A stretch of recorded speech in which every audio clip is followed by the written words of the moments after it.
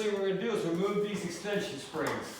I've used the garage door opener to lock the door open for safety. We're going to use a set of vice grips. Vice grips are to prevent the garage door from falling.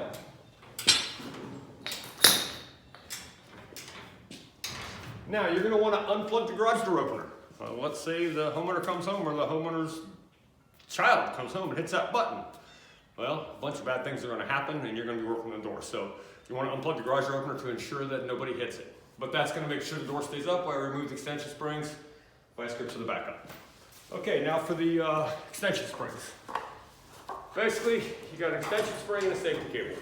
Hopefully you have a safety cable. This cable inside the spring prevents this spring from breaking and going flying. Let me show you what happens when the extension spring breaks. If you look over here, you will see the metal angle iron is bent. These things can cause all kinds of damage when they break. You don't want to be around them. If you don't have a safety cable in there, that spring will probably shoot into that room over there. So now we're going to get this apart. When you're working with these cables, be very careful. They can be jagged, they can have frays, and it hurts.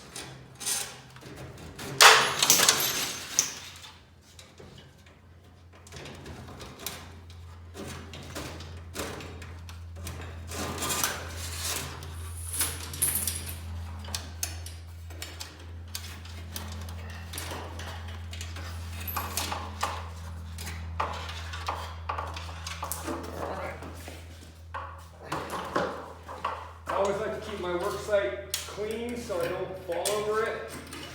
When I'm not making videos, I'm usually not paying attention to what I'm moving my ladder around, and I don't want to fall.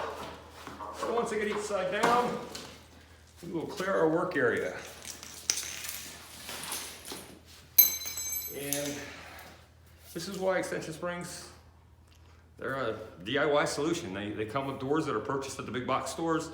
They last 3 to 6 years, and they're going to ruin your door. So if you have them and they look like this, replace them, and/or go with torsion conversion, which is a much better system, much safer, and will last 5 times longer. All right, let's get to the other side here.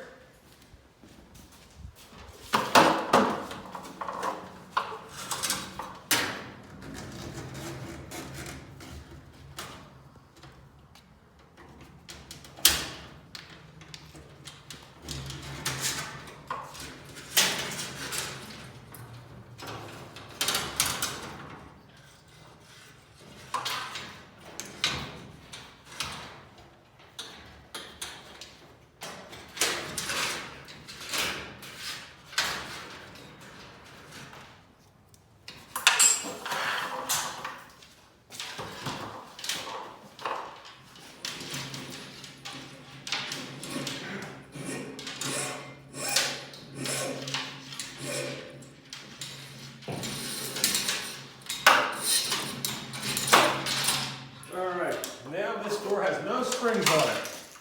If I was to release it, remove those vice grips, it would go slamming to the ground.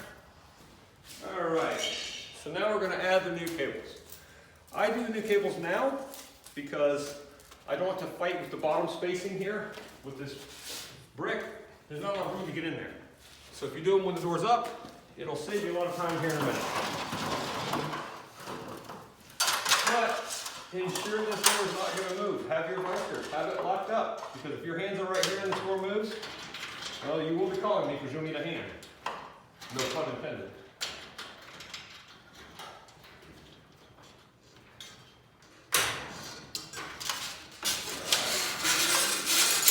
So you take the cables over the outside, that way when the door goes down, they don't get caught up.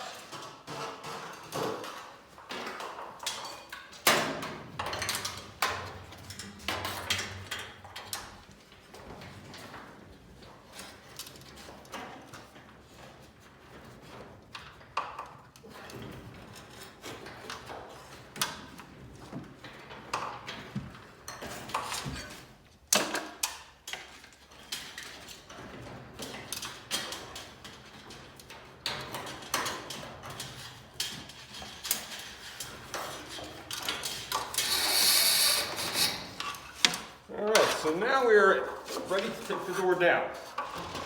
This garage door probably weighs 90 pounds. I'm a pretty strong guy, but 90 pounds is a lot of weight to get when you don't know what you're expecting. So I'm going to ask my cameraman here to get the red release cord. I get one hand in the door, remove my vice grips, throw them down, and you pull through. No, it's heavy! Help! Help! Help! Help! No, I'm just kidding. Obvious aluminum. And this is a pretty light door as far as doors go. All right, now we're going to get our impact. And we're going to start taking apart some of the things here. If you've never used an impact, go get one. They're the greatest thing ever. They're a lot of fun. And don't use drills no more.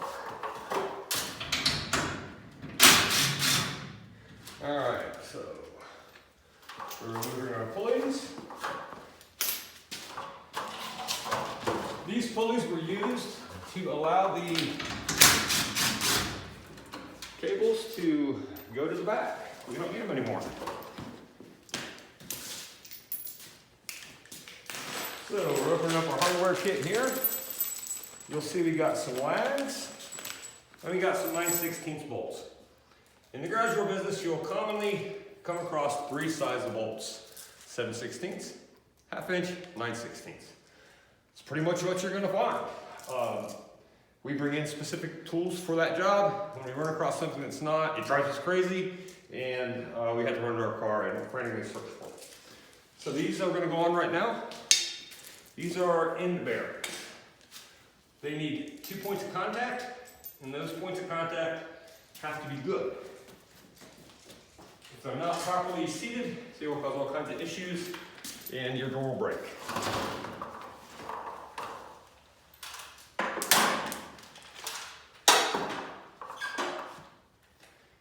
There's a right and left.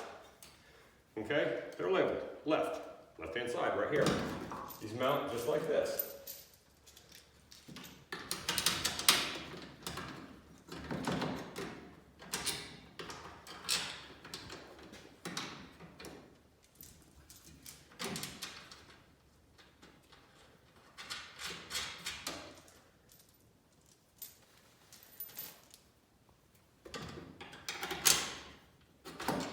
You're going to want to get these as straight as possible, but in some situations you can't get them perfectly straight. They can be at an angle because of maybe the way the jamb is or the way the wall's set up.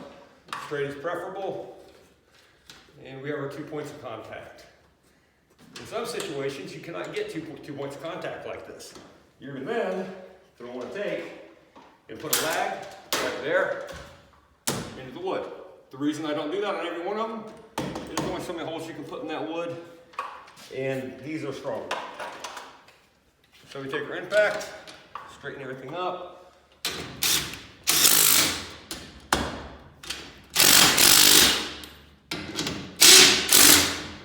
It's up there real good.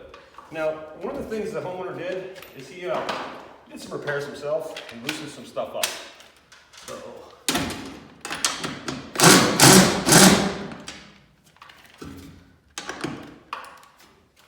we gotta fix that.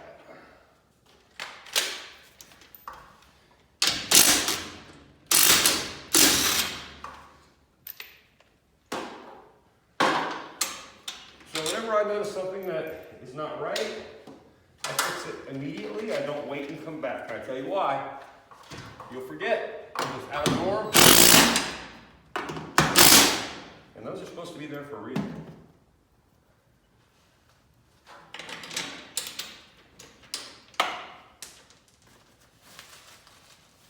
And I carry extra bolts because I'm constantly dropping stuff.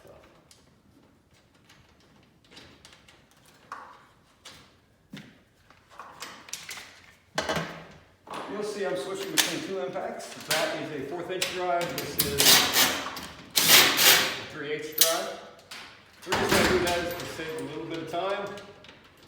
And you're probably thinking I might if I had 2 batteries. And you would be correct. I did forget to put my other battery in my battery. Alright, so we're good to go there. Let's go on to the right hand side. So we're probably gonna break this video up a little bit because I think there's a time limit you can have, but we're kind of recording it all one shot, so.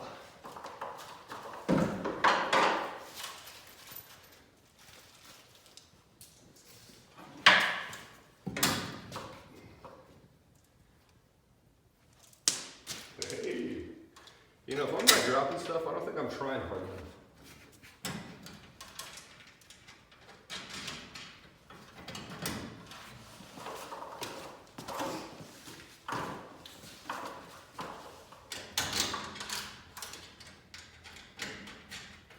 All right, while I'm up here, guys, I want to show you something. This operator arm pulls the door right here. That's how it lifts it. This is an 8-foot wide door. They don't come from the manufacturer with a reinforced strut or an opener arm reinforcement bracket. That's fine, I guess, when you first get your door, but over time, this part will start to bend. Michael, if you turn around and show me the top of that door right there. Other door, right in the middle. You see it? Now, that door right there is starting to pull back and bend. So today we're also going to be adding a strut and an operator arm reinforcement bracket to ensure this panel doesn't ever decide to bend. It's just a great thing to do to doors because when they get older, that panel will break. And not always can you get a panel for a door.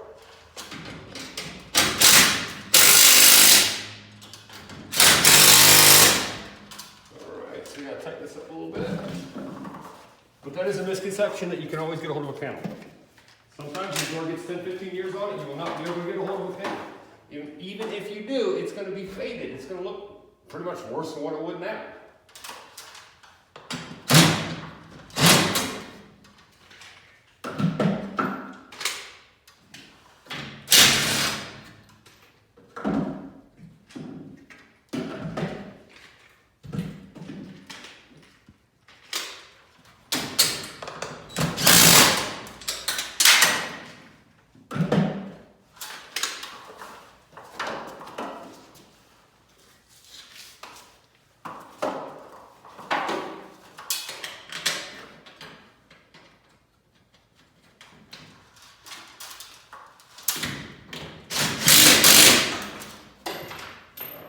That is nice and started.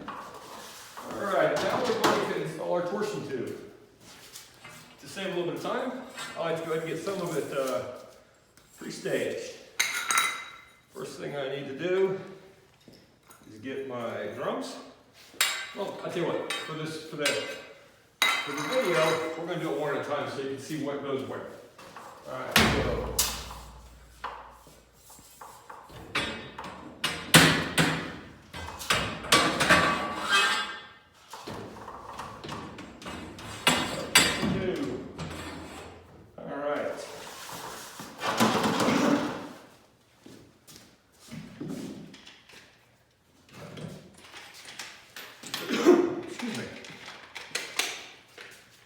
Install our center bearing bracket.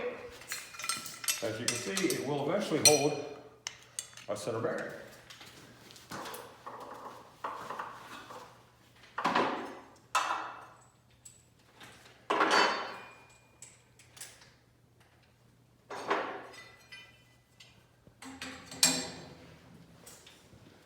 So we are going to offset this. We don't want it directly there, because we have to bolt these things in.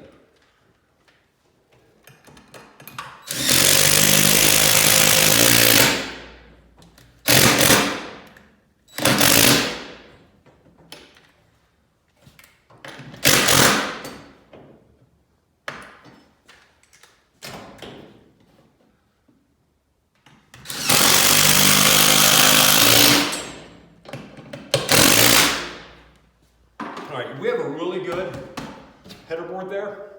If this board was not as nice as it is, we may have to add a new header board because this is the one part of the garage door that cannot fail. If it does, these springs will release and you'll have a giant mouse trap and you'll be calling somebody. So take consideration the strength of your board is very, very important. All right, so now we're going to take our spring. Our spring has a red mark right there. That means it's going to go on this side of the door. Left is always red, right is always black. You see, This drum, it's red, that's red. It all goes on this side. This is black, it goes on that side. Some garage doors can have one spring, some can have two. This door is a hollow back, 8 foot by 8 foot garage door. It doesn't need much more than this. So we're gonna get our spring on. All right, don't forget to slide the bearing on. You're gonna need that. If you forget that, you'll remember it in about a week because this tube will be in 2 pieces.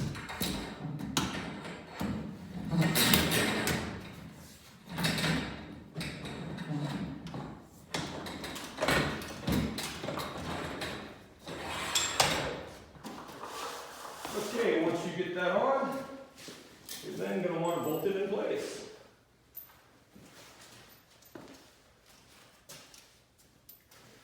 We call these hanger bolts, 9/16 preferably. We've got to be about 2 inches long.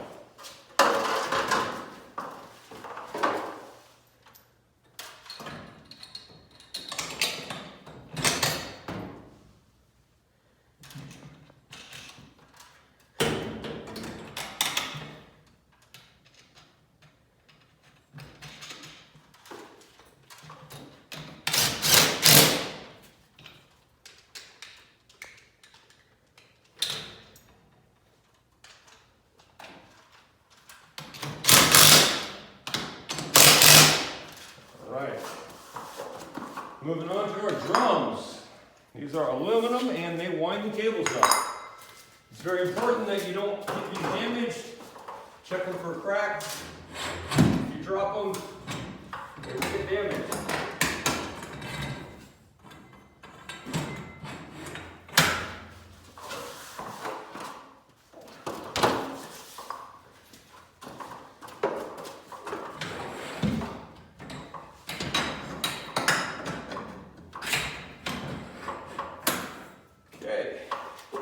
We are ready to set our cables. All right, this is the most important part to balancing a garage door. You're going to need your vice grips for this. You're going to need a 7/16 wrench,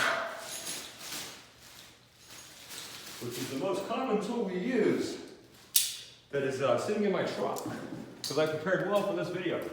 I wanted to make sure I had everything I could possibly run across.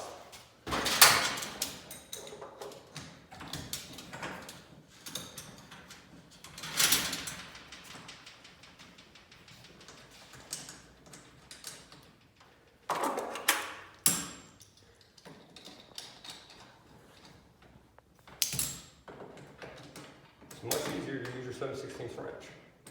But I'm going to have to go get it. Pause my video. There we go. You want me to grab it? No, you go ahead and just pause the video, Michael.